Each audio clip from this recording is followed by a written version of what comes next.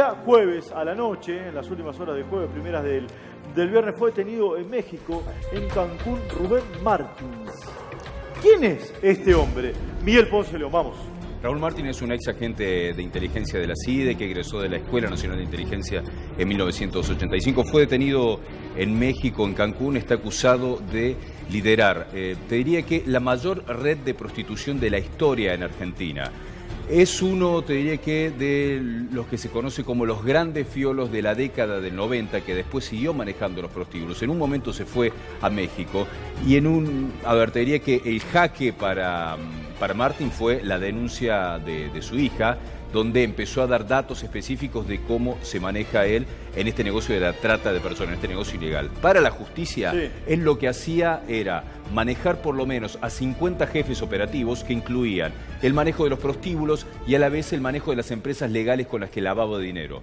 La última, te diría que embestida judicial contra él tiene que ver con una investigación que tenía la jueza Servini de Cubría y después 3 fiscales que fueron aportando las pruebas para llegar finalmente a la detención que ocurrió el jueves de Raúl Martins. Sí, dije Rubén, qué bruto. La hija incluso contó y confirmó que este hombre era un agente de la CIDE, hoy AFI.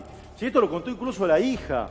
¿Sí? La hija contó todo esto y también hizo una denuncia con las vinculaciones de este hombre durante los años más oscuros de la Argentina, durante la dictadura, ¿o no, Miguel? Sí, claro, tiene esta denuncia de la hija que tiene que ver con los manejos en la dictadura y lo que se terminó conociendo específicamente de su rol es esta aparición muy fuerte ya en los 80 y después ya bajo la jefatura de Jaime Estiuso. Tenemos unas placas incluso en las que podemos llegar a mostrar algunos datos que tienen que ver con esto. La sospecha más fuerte es que este tipo de mafiosos tuvo vínculos y protección judicial, policial y política para poder hacer esto. Durante tanto tiempo. A ver, lo vamos a desarrollando. Súmese cuando quiere, doctor Alarcón. ¿Tenía entendido que no había convenio de extradición entre Argentina y México? ¿Por eso se va a demorar la extradición? ¿Es así, Miguel, o no? Se está en estos momentos evaluando la posibilidad de extraditarlo o no desde México hacia Argentina y depende también de, obviamente, Raúl Martín no va a decidir venir para Argentina. Tiene una red importante de protección mafiosa en México que le permitió estar mucho tiempo ahí. Lo más importante, te diría que de la historia de Raúl Martins es cómo él siguió manejando como un mafioso, te diría que titiritero a toda la red en Buenos Aires. Es de alguna manera similar a lo que hizo Marco Estrada González. ¿Por qué? Porque se sostiene Marco que Marco Estrada González con la droga y con las personas, digámoslo de este modo, Miguel. Exactamente, ¿Sí? Un mafioso del narcotráfico y un mafioso de la trata de personas, dirigiendo a muchos jefes aún a la distancia. Se cree que manejaba prostíbulos en Retiro, en Recoleta, en la zona de Once, en la zona de Microcentro, que todos esos prostíbulos lo que hacían era recaudar para él. Hay sospechas incluso de que parte del manejo de Martins tuvo que ver con lograr grabar videos a personalidades más o menos importantes y poder extorsionarlos con eso para poder tener la protección judicial que tuvo durante mucho tiempo. Luciano Garbellano cuenta todo esto que vos estás diciendo, Miguel, claro, la práctica extorsiva que hacía este hombre. Luciano Garbellano es uno de los... Es un empresario de la noche, ahora productor teatral, y en ese momento él era dueño de un prostíbulo y lo denunció a él y denunció a otro proxeneta como los más importantes que regenteaban la prostitución y que hacían todo con complicidad judicial. El denunciado más conocido es el juez Ollarvide de haber protegido, entre otros, a Raúl Martins. Sí, exactamente, sí, vinculado con Spartacus, etcétera, etcétera, etcétera. Esto cuando lo detienen, sí, esto es en Cancún, fíjate que tenía indumentaria de playa, esto fue el jueves. ¿Qué quería decir? Quería comentar que en su mejor época no eran mal vistos los prostíbulos acá, lamentablemente era muy concurrido por la justicia y los políticos. Sí, por eso que tienen... A ver, sí, es cierto. Por eso hay mucha gente que lo vincula también con el gobierno de Macri. Ahora los quiero escuchar a todos. A ver, ¿qué vinculación había entre Martins y el gobierno de Macri? Sí, recién mencionábamos a la hija, que fue una pieza fundamental por todas las denuncias, ¿sí? Que hizo incluso muchas denuncias televisivas. La tengo al teléfono a la hija de Raúl Martins. Sí, Lorena, ¿cómo te va? Gracias por atendernos. Esteban Trebuque es mi nombre. Buen mediodía para vos, entiendo que estás en España. Gracias por atendernos. Sí. Buen sábado. Gracias por llamar. Bien. Lorena, a ver, contanos, ¿quién es tu viejo? Bueno, es que tiene una historia muy grande. Entonces, para resumir, un ex agente de la CIDE que en algún momento dejó la CIDE empezó con los negocios de prostitución cuando aún era gente, y luego finalmente era muy lucrativo, siguió con sus vinculaciones y sus amistades en la CIDE, pero dejó oficialmente el servicio para pasar a un negocio de la trata de personas, un negocio turbio, al mundo del crimen. Lorena, ¿contó tu papá, tu viejo, con complicidad política, judicial, de fuerzas de seguridad y demás aquí en Argentina, sí o no? Sin eso no, es imposible un negocio así. Y sobre todo si sacan mujeres al extranjero. Ningún negocio de trata de la envergadura, de la cantidad de años que tiene él y un tipo pesado como es él, no se sostiene sin corrupción. En todos los ámbitos. Sí, quiero decirlo esto, ya te lo han mencionado mucho. Los ovarios que tiene esta chica es tremendo. Sí. Denunciar al padre realmente es... nada, te lo quería decir. ¿Vos te tuviste que ir del país por esta denuncia, Lorena, o nada que ver? No, sí, fue por esta denuncia. A ver, es que es complejo. Pueden decir, ¿cómo no lo sabía? Yo viví en el extranjero un montón de tiempo, estuve casada con un extranjero. Después de más de 10 años, 15 años, volví a Argentina y pude descubrir todo esto. Que mi papá al principio decía que esto era de la CIDE, que él no tenía que ver. Bueno, muchas excusas podía tener porque siendo un agente de la CIDE al principio le querés creer. Bueno, empecé a indagar, descubrí todo, encontré videos, encontré pruebas, encontré todo y al cabo de 6 meses denuncié. Me mandaron matones a mi casa, hubo disparos, me amenazaron, me persiguieron, me pusieron denuncias falsas, me acosaron. Algunos medios de prensa parece que en lugar de hacerse eco del denunciante, no, al revés, quieren ver, buscarte la vuelta porque están tapando gente que está detrás, ¿no? Lorena, las complicidades que están detrás. Lorena, en el marco de esta... Y me fui del país, al final me cansé de vivir con... perdón, y termino rápido. Sí, no, me cansé de vivir con cuatro custodios de gendarmería, 24 horas, embarazada de 5 meses. Claro. Era imposible y me fui.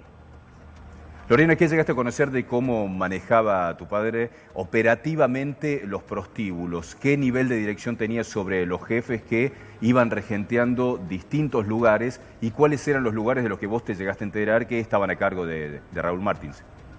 Es el dueño, además de los prostíbulos, de algunos de los inmuebles donde están los prostíbulos. Tenía un encargado, un jefe, digamos, en cada prostíbulo. Y luego había arreglo general, por decir, él arreglaba por ejemplo, con lo que era el CP, moralidad, lo que era una división de la policía, él hacía un paquete por todos los prostíbulos, por ejemplo, con la agencia municipalidad, con la de la AGC, la agencia gubernamental de control, que es la ex municipalidad también, sí, claro. Ya tenía el contacto, le hacían las habilitaciones truchas y un tarifario, incluso hay un tarifario que envían por email, el tipo de la AGC, habilitación por tal cosa, tal precio. Obviamente precio de corrupción, ¿no? Pero claro, Lorena, cuando se sentían tan impune que... Sí, se sentía tan impune que... ¿qué? Le ponían en los emails. No, que digo, le mandaban el tarifario por email. O sea, mandaban el tarifario de la coima, de la cometa, poner el nombre que quiera, para habilitar el prostíbulo, digamos.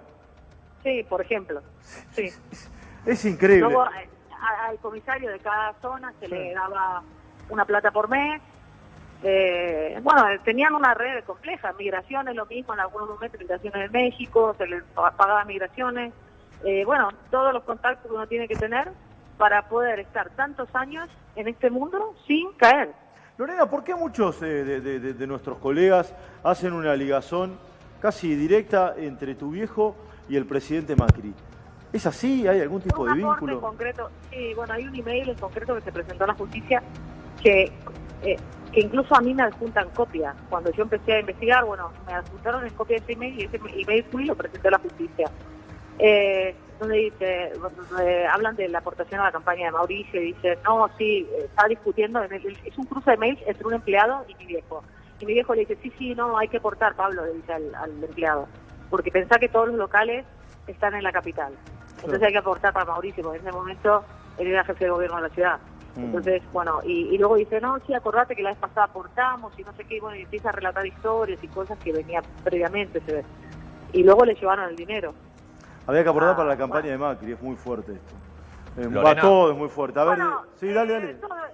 Yo creo que la parte más fuerte, aunque sí puede ser que lo más mediático sea lo de Macri, y bueno, es mediático porque es el presidente, pero lo más fuerte es las chicas explotadas, que han tenido que escapar de los coches, que haya 2 chicas muertas, una en México, y se la relacione, y estaba filmada dentro del prostíbulo y después apareció muerta, aunque todavía no se le pudo probar que fue él, era una de las chicas que estaban en la red. Entonces, esas son las cosas que uno dice, bueno, ¿qué hay detrás de la corrupción? Pues corrupción hay grados de corrupción y grados del daño que puede hacer esa corrupción. En este caso el daño es tremendo, hablamos de vidas de seres humanos, no es que solamente te habilitaron un local que no tenía los metros indicados o una cosa que pueda ser menor. Es decir, hablamos de un crimen, de una banda de delincuentes que hacía cosas muy pesadas.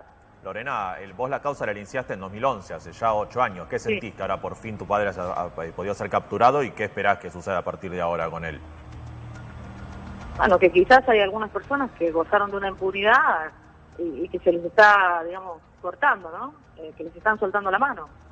Es inaudito que se tarde 8 años y medio en esto, sobre todo en una causa donde había videos en concreto donde se sorteaban mujeres como en una rifa con un número, es decir, había tantas pruebas en la causa, que yo creo que esto en una situación normal, a los 6 meses, tiene una orden de detención.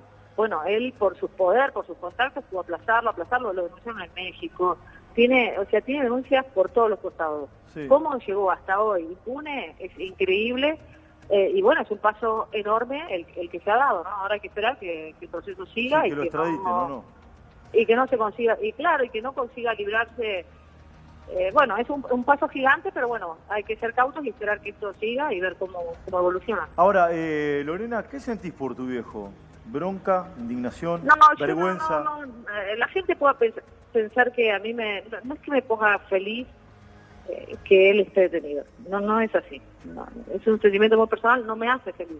Lo que me hace feliz es que los negocios dejen de funcionar.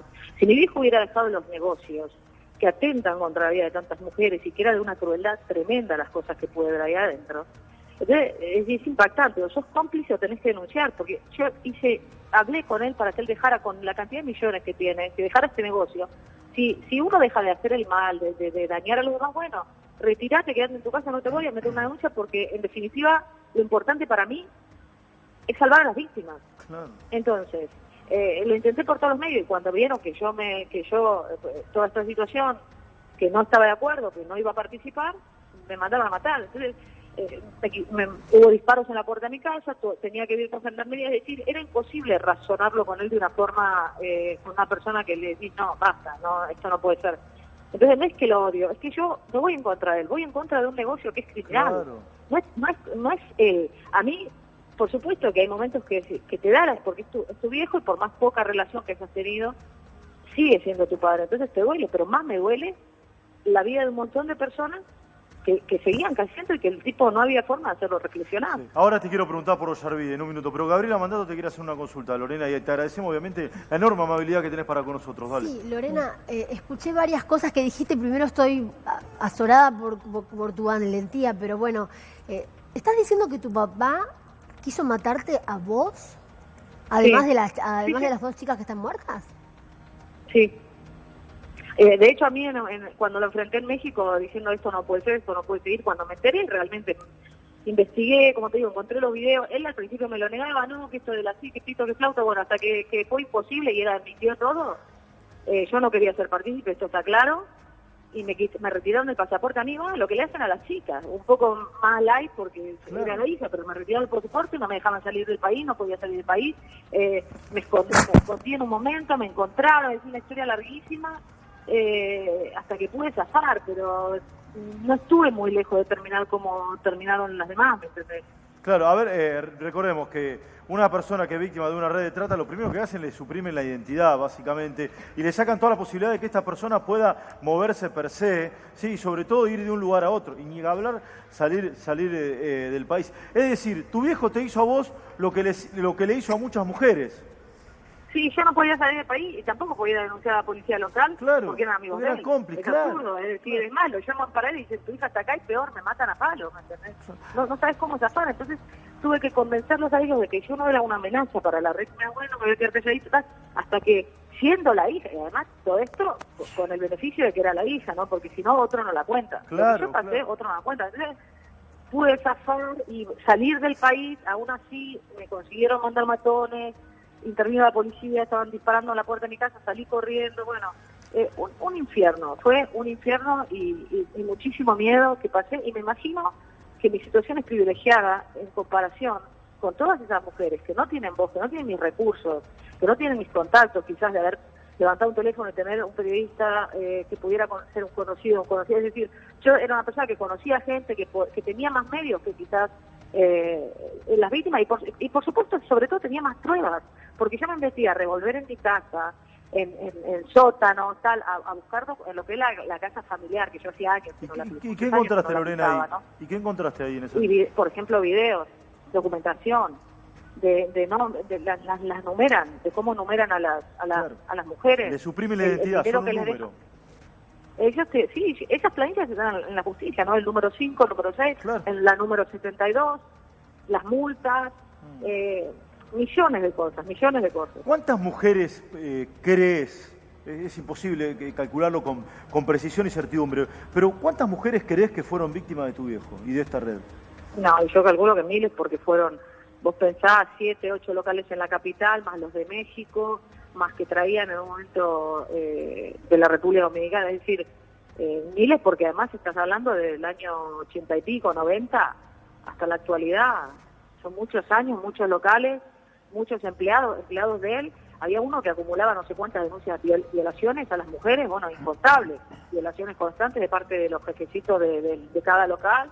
Uno, no sé, tenía 10, 15 denuncias de violación que luego lo arreglaban. Lorena, las que podían denunciar. a esas miles de mujeres que vos, de las que vos conocés o que te fuiste teniendo la información de que terminaban siendo captadas, ¿qué te llegaste a enterar de cómo las captaban? ¿Cuál era el método Martins para terminar primero captando a las mujeres y después explotándolas sexualmente? Es que en cada local o en cada zona se hacía de forma diferente. A veces las contrataban para México, las contrataban o sea, les vendían una oferta falsa que luego no era. De repente una chica para bailarina sí, bueno, pero un poquito más, hacer esto, lo otro, hacía un striptease un poco subido de tono, la grababan.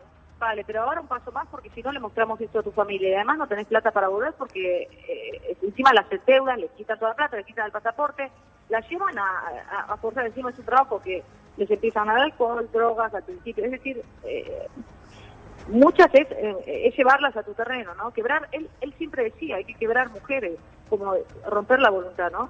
Es decir, gente que aparentemente tenía una vida relativamente normal, siempre intentaban que sean copias desestructuradas, pero es decir, y llevarlas y si no, casos más extremos, encerrar, palizas, violaciones, y lo que es un quiebre más, lo que ellos llaman más duro, que es encerrarla 15 días, violarla, sacarle documentos, encerrar, es decir, bueno.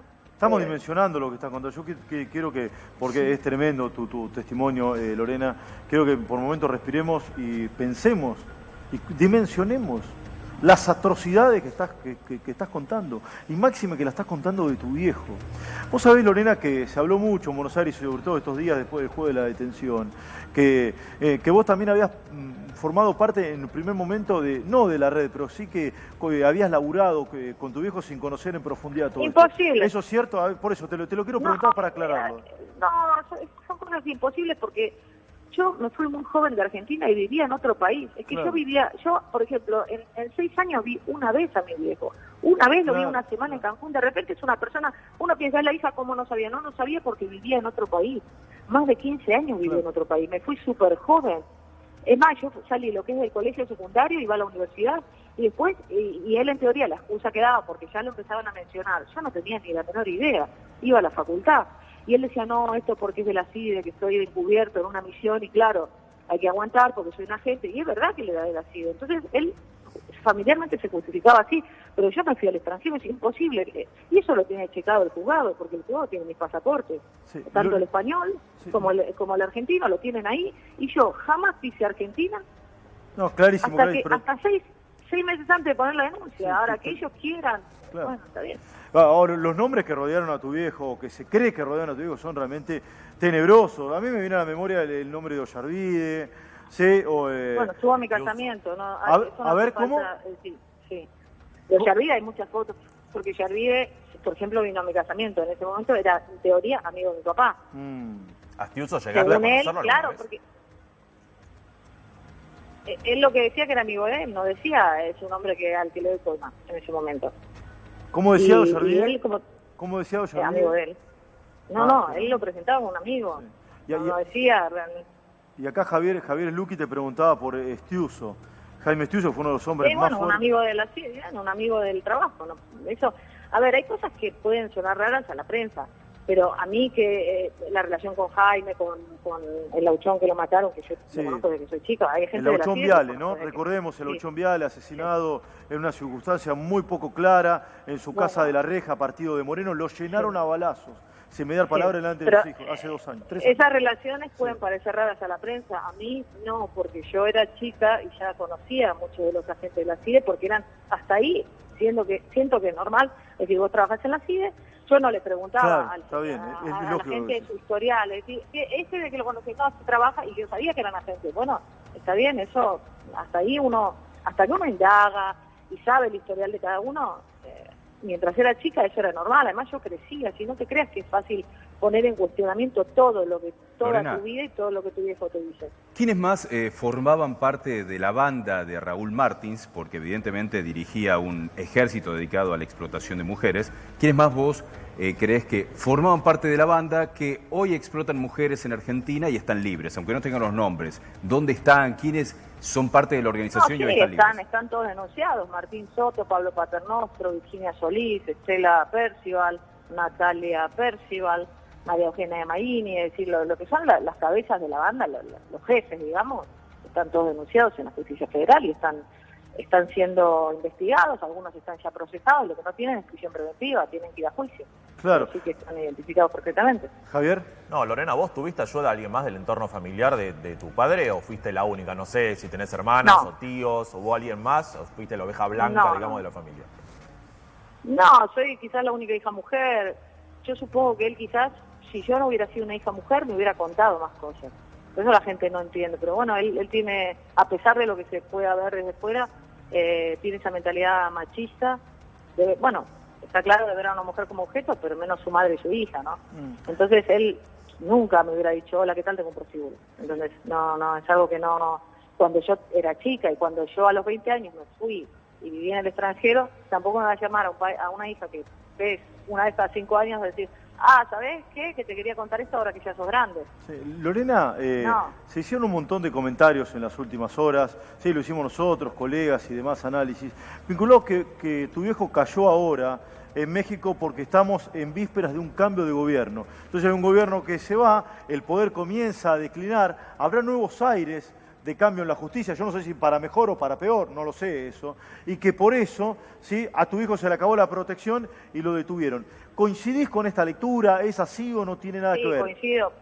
Coincido con que le soltaron la mano, sí. Le soltaron la mano. No sé hasta qué grado, sí, no sé hasta qué grado, pero sí, le quitaron esa protección que tenía, que era intocable. Sí. No lo digo yo, hay una periodista famosa, Lidia Cacho, mexicana, que fue premiada incluso hasta por la ONU. Bueno, tiene muchos premios internacionales al periodismo y, bueno, es una gran luchadora por los derechos humanos y ella en un libro donde habla sobre él dice, lo llama el intocable, ¿no? Era imposible tocar a mi viejo. ¿Y quién le soltó la mano? Que las cosas cambiaron. ¿Y quién le soltó la mano? El poder. El poder. Está claro que bueno, como te digo, no es una sorpresa que dentro de la denuncia, siendo que para mí es un tema no tan fuerte, pero sí que está claro que aportó a las campañas del actual presidente, entonces tampoco es fácil encontrar. Pero quitando eso, también el poder de algunos de la vieja CIDE y de mucha gente que bueno, te protegen hasta que pueden, cuando ya estás demasiado, te tienen que soltar, porque si no quedan más alternativas. Ahora, es triste pensar que la justicia cambia con los gobiernos. Sí, no. Sí, tenemos que aspirar a que la justicia sea realmente independiente, porque estamos hablando no de un tema ni de corrupción política en concreto, estamos hablando de una banda criminal de trata de mujeres, de trata de personas. Exacto. Vos sabés, Lorena, entonces, mientras te escuchamos, si acá la gente, vos mencionaste que Ollarvide estuvo en tu casamiento, no, en tu cumpleaños de 15 dijiste, ¿no? Cumpleaños de 15. No, casamiento dijiste, casamiento. Sí. Y acá los chicos de producción consiguieron la foto. Dame la foto, mira, acá está tu viejo, sí, y ahí está el ex juez federal, sí, Norberto Ollarvide, sí. Yo sé que estás en España, no estás mirando. Pero sé de qué foto me hablas. No estás mirando la tele, pero sí. Pero esa es una foto que están abrazados. Exactamente, sí. Están los dos de smoking, sí. Es en tu casamiento, ahí está. Ollarvide, Martín decía, es amigo mío, ahí está, Ollarvide. Acá el doctor. Yo cuando lo conocí era amigo de él, o sea, hasta ahí, bueno, trabaja en la CIDE, tiene contactos, bien, era un funcionario judicial. Claro. Acá el doctor, O sea, no. el doctor Alarcón, que es abogado, ¿sí? Nuestro país te quiere hacer una pregunta. Doctor, por favor, Sí. a ver. Lorena, dos preguntas. Una, ¿cuándo se produce el quiebre con tu papá para que vos lo denuncies? Porque la denuncia es del 2011 y ya antes estaban los prostíbulos y no era algo que se escondía, porque estaban en Recoleta, estaban en Retiro, a la vista de la gente. Yo vivía, efectivamente, pero yo vivía en España, 15 años. Yo me fui a los 20 años y volví a los 35. Es decir, mi relación con él era telefónica y una vez por año para cumpleaños y para Navidad y ya está, esa era toda Claro. la relación. Claro, pero mi pregunta No es un era... padre, no es lo que... Sí. Mi pregunta era justamente que vos vivías en España y aparentemente en algún momento decidís denunciarlo por algo que ocurre acá en Argentina. No, yo vivía en España y todo, hasta ahí estaba claro, hasta que me divorcio. Cuando me divorcio sí que hablé con mi mamá y con mi papá, algo normal, aunque me hablara poco con mi papá, lo llamo y le digo, mira, me divorcio y punto. Le conté de mi situación. Y Y Lorena, entonces me dijo que estaba un poco mal y me dice, ¿por qué no volvés a Argentina a encontrarte con tus amigas de la infancia y todo esto y te despejás la mente? Y es cuando vuelvo a Argentina para despejarme la mente que él me da una habitación en un hotel que es de él, donde en el piso de abajo se pagaban todas las coimas. Es decir, ahí me empiezo a enterar de las cosas, porque no es que es algo tampoco que busqué, es que en el piso de abajo pasaba. Entonces, claro, enterarse era fácil. Y el tema es que yo seguí tirando el hilo. Quizás otro se hubiera quedado callado y dice, bueno, esto me tiene que importar poco y nada, y más sobre todo de con una una economía valentía. solvente. Sí, de una valentía lo que has hecho, que la verdad no tiene nombre. Sí, Javier, ¿qué decías? no, Lorena, hablábamos recién de cómo los cambios de poder influyeron en el cambio de situación de tu padre. En 2014, cuando Estiuso cayó en desgracia, que salió de la CIDE, AFI, ¿tú notaste algún cambio también en este sentido, de soltarle la mano, de que perdió hilos del poder tu padre? No, porque, no, a ver, mi papá no tenía ninguna relación, por ejemplo, con gente de la política del mundo kirchnerista, por ejemplo. Con la política no, pero sí con la corrupción en la federal, que en definitiva eso dependían del gobierno nacional. Lo que pasa es que la actitud fue diferente. En ese momento, o sea, la denuncia la podrían haber tomado de dos formas, ¿no? Como un ataque al gobierno o como sentarse y decir, bueno, esta chica está diciendo la verdad, vamos a ayudarla, que es la actitud que tomaron en ese momento. Y me recibió en la agarré y dijo, es verdad. Ella era la jefa del ministerio tenía el Ministerio de Seguridad de la Sí, Nación. claro. En definitiva, podría decir, joder, están hablando de que la policía que yo manejo está toda corrupta o en mucha corrupción. Entonces podría haberse hecho la tonta e intentar destrozarme. Lorena, pero no, dijo, está bien, voy a barrerlo. Espera, que perdóname, Miguelito. Sí, Nilda Garré, que manejaba la policía en ese momento, estamos hablando del primer gobierno de Cristina Fernández de Kirchner. Te recibe, sí, motoriza, digamos, tu denuncio, te da el aval político y demás. ¿Patricia Bullrich se puso del lado tuyo también en esta búsqueda por justicia? No, nadie, no, es evidente que no, pero además yo en ese momento, Mauricio Macri era el jefe de gobierno de la ciudad. Y yo, por supuesto, que me reuní en ese momento con Cristian Ritondo, que estaba en la legislatura porteña, Claro. varias veces, y con varios funcionarios del gobierno, con Carolina Stanley y con otra gente que me reuní para ver si podían, bueno, ellos me llamaron, ¿no? Y nada, y lo que me ofrecieron es un cargo, un puesto, algo que por supuesto no me interesa. O sea, no en tengo- vez de resolverte el tema, para, esto es un bombazo lo que está diciendo. Es un bombazo lo que está diciendo. Vos me decís que en vez de resolver el caso de trata de personas, ¿te ofrecieron un cargo? Sí, Cristian Ritondo, me ofreció ser asesora de la legislatura porteña. Le dije que no, que lo que quería es que ayudaran a las chicas, y que bueno, entonces lo que me hizo es una carta de recomendación, que todavía la guardo, del gobierno de la ciudad, para que formara mi ONG, una tontería, bueno, vale, listo, pero no me ayudaron en nada, es decir, nada. En ese momento el gobierno de la ciudad tenía la potestad absoluta y la posibilidad de en ese momento salir a clausurar los boliches, los prostíbulos, simplemente argumentando que no estaban habilitados para la actividad, para Lorena, que estaban ejerciendo una actividad que no tenían habilitación, es decir, se podían clausurar, y los clientes sí de voluntad. Esto no hubiera llegado acá. ¿qué te llegaste a enterar, Al día Lorena? siguiente... Sí, en este Perdona, Sí. te pido disculpas, Miguel, te volví a cortar. Pero seguías contando, a ver, ¿qué querías contar, Lorena? No, que el gobierno de la ciudad tenía en su mano, es decir, mañana que siga la justicia, pero yo mañana le cierro los prostíbulos a ese hombre, porque además te cierran un par, porque te falta, te caducó el matafuego, yo qué sé, te lo cierran, y cómo no vas a cerrar un lugar que, primero que no cuenta la habilitación legal, es decir, esto estaba parado por corrupción, no es que cómo van a ayudarme si le estaban dando cobertura. Clarísimo, perdóname, Miguelito, te pido No, está disculpas. bien. Lo que vos estás contando, Lorena, tiene que ver con que, a ver, parte de la prostitución de Martín y de muchos proxenetas se va realizando en departamentos privados, pero otra se realiza en locales que durante mucho tiempo funcionaron como un mix, y funcionan incluso como un mix, en el que participa la prostitución y es disimulada porque se ejerce en otros lugares. En lo que tiene que ver con las complicidades de las que vos te fuiste enterando y el pago de coimas, ¿en algún momento te enteraste de cuánto pagaban en esa época? ¿Qué tipo de montos pagaban de coimas y cómo lo hacían en detalle? Sí, es que la lista de pagos de las comisarías y la lista donde se pagaba la CIDE la tienen en el juzgado. Yo no fui vacía de pruebas, yo fui llena de pruebas. Ellos tenían... A ver, cuando yo llego a Argentina, después de muchos años, mi papá me ofrece de que le haga decoración en algunas habitaciones, bueno, tonterías tal. Entonces me fui enterando. Había una habitación, como digo, en el piso inferior donde vivía yo, que ellos llevaban la oficina central de ellos, ¿no? Pagaban coimas, tenían todo un listado de lo que se pagaba. Todo. Yo me quedé con copia de eso y lo presenté a la justicia. Todo.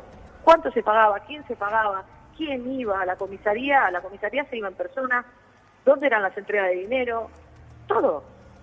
Y es más, cuando yo denuncié que estaba en secreto de sumario, pedí el allanamiento para que todo eso lo encontraran, ¿me entendés? Y ya, digamos, si lo encuentran en un allanamiento, la justicia los engancha, digamos, con las manos en la masa, que era lo que yo aspiraba, pero claro, tiene que dar la causa o yo arribe. Claro, fíjate claro, cómo, entonces imagínate, era un suicidio, esto fue una cosa tremenda. Y yo te digo una cosa, va cerrando todo igual, digamos. Todo terminaba con Ollarvide, que era amigo de tu viejo, y obviamente claro, Ollarvide nunca veía nada. nada. Mi cara. Sí. Bueno, además te digo una cosa que era escandaloso, judicialmente es escandaloso.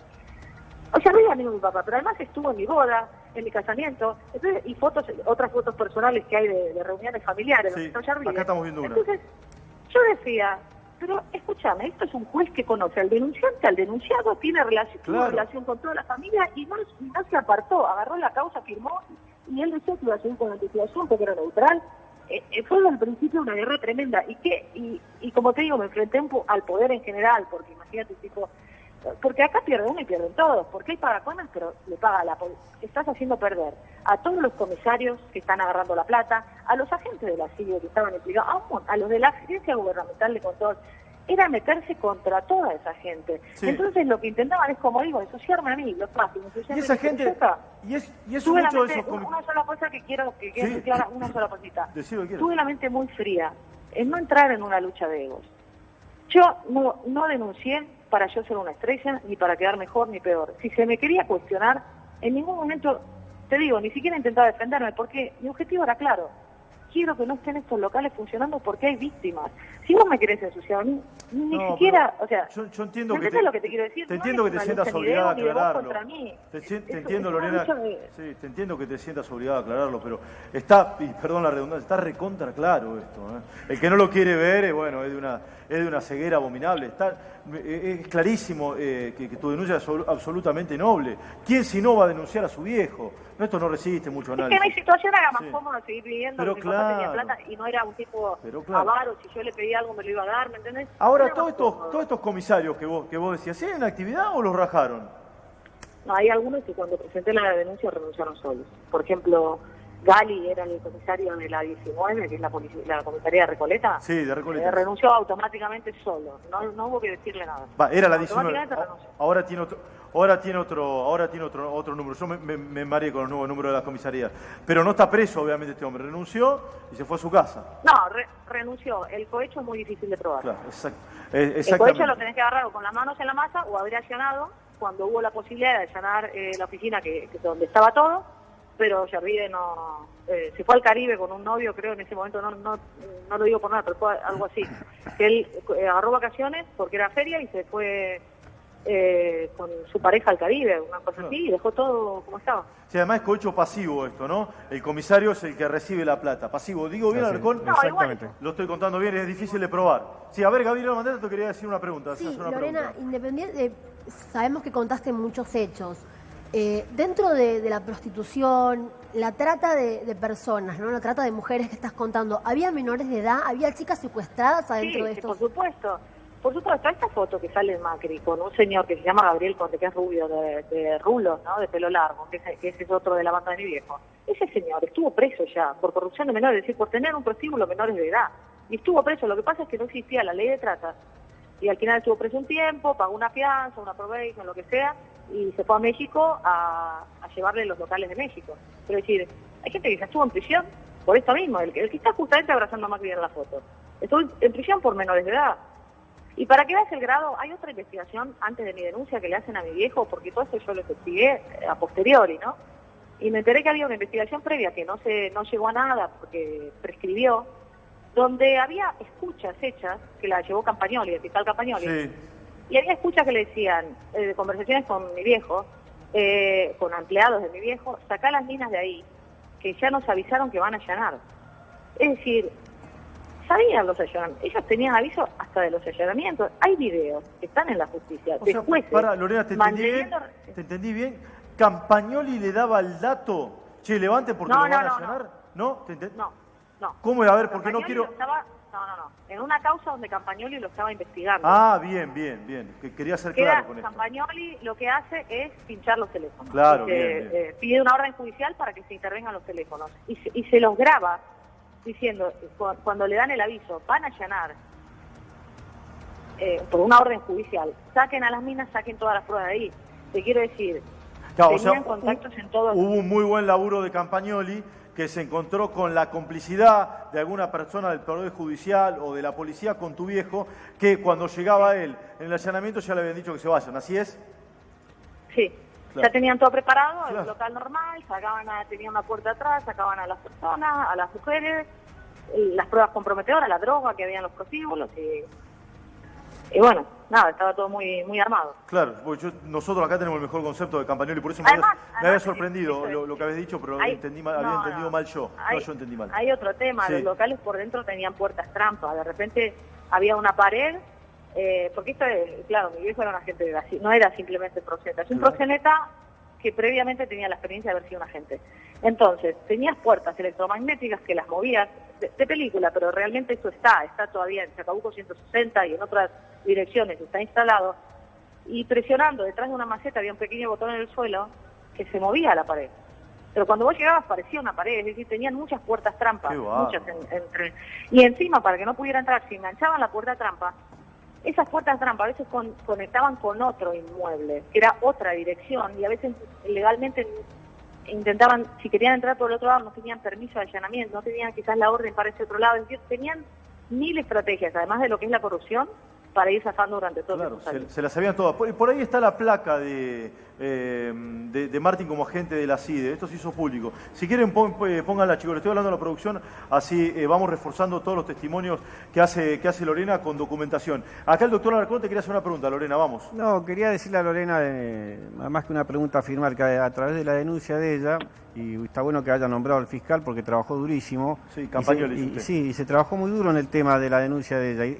Y a causa de esto desaparecieron los prostíbulos, porque fue este mismo gobierno, de Larreta y el de Macri, que sacó los prostíbulos de la ciudad. Si ella se dio cuenta que la denuncia de ella tuvo un peso tremendo y desaparecieron, que hicieron que desaparecieran los prostíbulos, pero sobre todo que la justicia... Espera, ¿desaparecieron? Yo no tengo tan claro. ¿Desaparecieron? ¿Desaparecieron, Lorena, o no?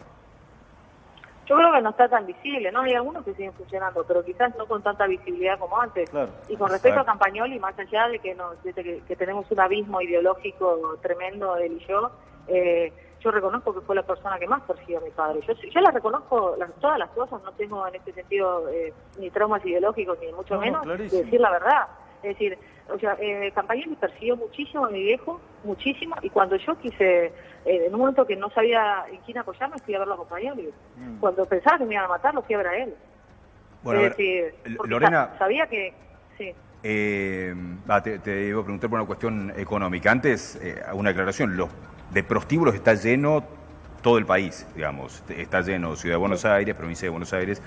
porque también tiene que ver con que es un negocio que no se puede eliminar, como no se puede eliminar el narcotráfico, no se puede eliminar el negocio de la prostitución. Van cambiando las formas.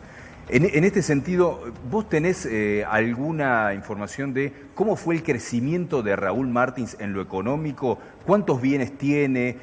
¿Cuánto fue recaudando? ¿Cuál es el nivel de recaudación que tuvo explotando mujeres?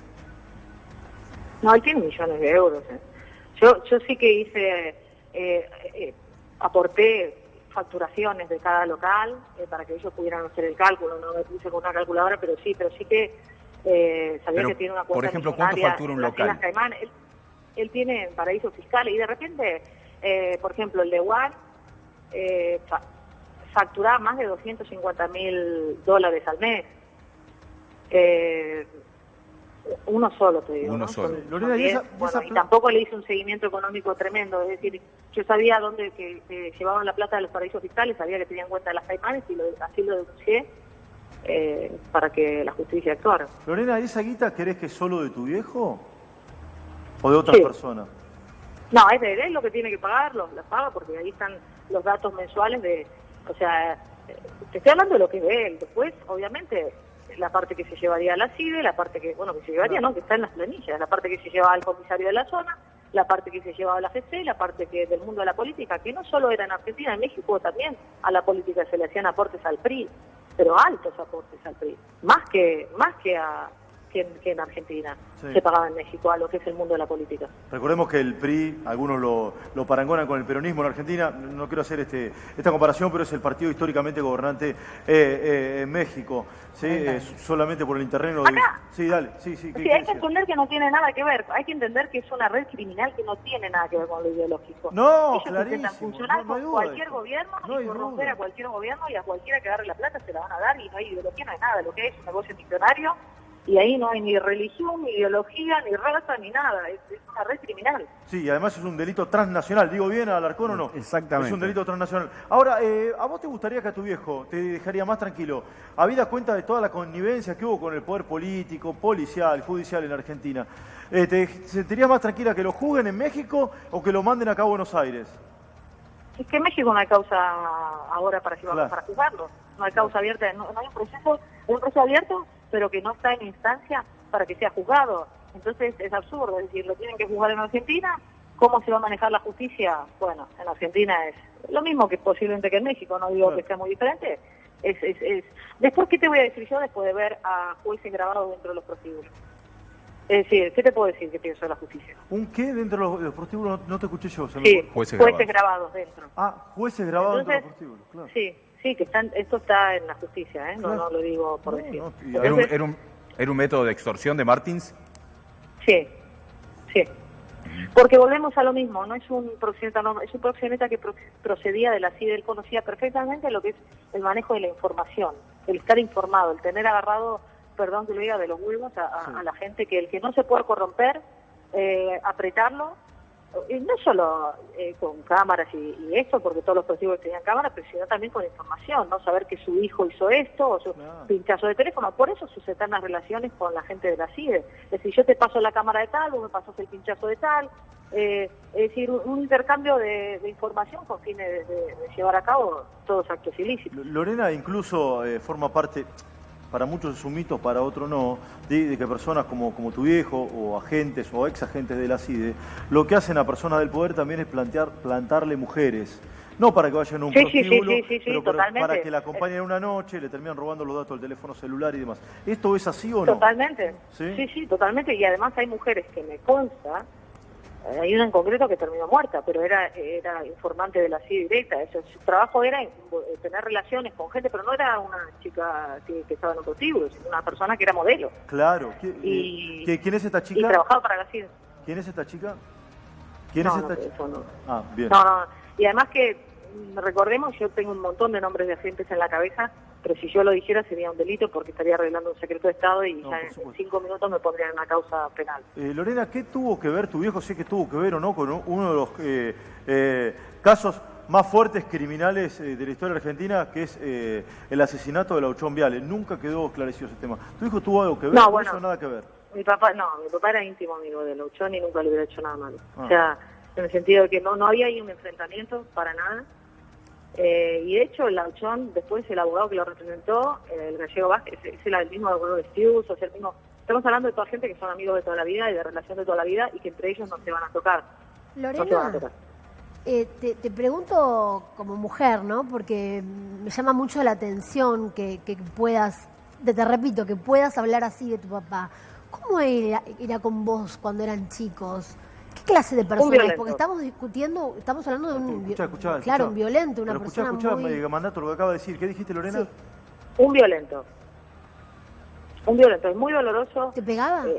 Es muy digamos, difícil, ¿no? Explicar mi relación con mi papá, porque tenés recuerdos, a mí me enseñan a dar, por ejemplo.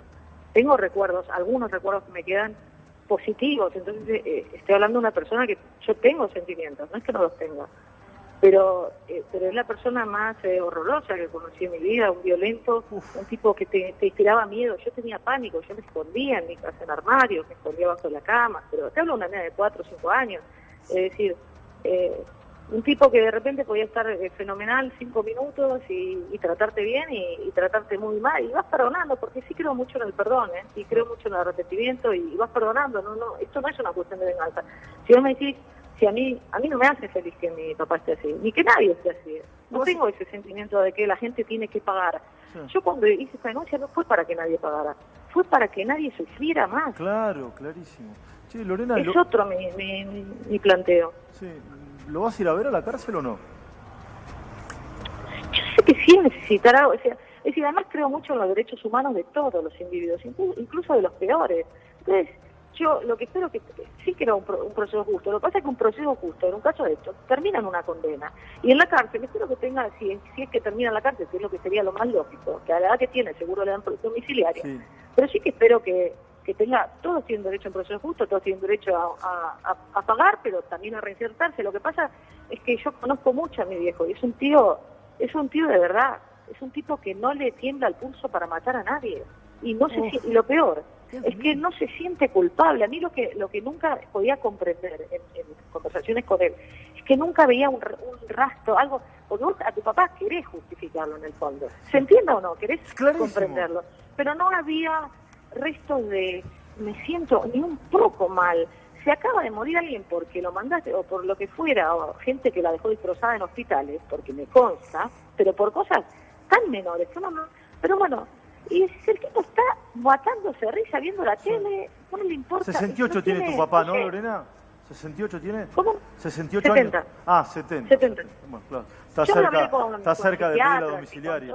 Claro, sí, es que Lorena, yo creo que no. Sí, redondeá con lo que no tiene quieras. Retorno. No, redondeá No, simplemente que no tiene retorno. Es muy complejo psicológicamente de analizarlo. Yo me costó mucho estar sana después de tener un padre tan perverso. Es un hombre realmente dañino. Y bueno, lo único que espero es que nadie padezca ni lo que yo padecí con él, que es mucho y mucho lo que me he callado, y lo que padecieron las chicas, que sin duda se llevaron la peor parte. Sí, un infierno. Lorena, ha sido un gustazo enorme, un placer hablar contigo. Gracias por la entrevista, gracias por tu valentía, sobre todo, y ojalá que se haga justicia. Te mandamos un abrazo muy cercano desde acá de Argentina. Gracias, Lorena, de verdad.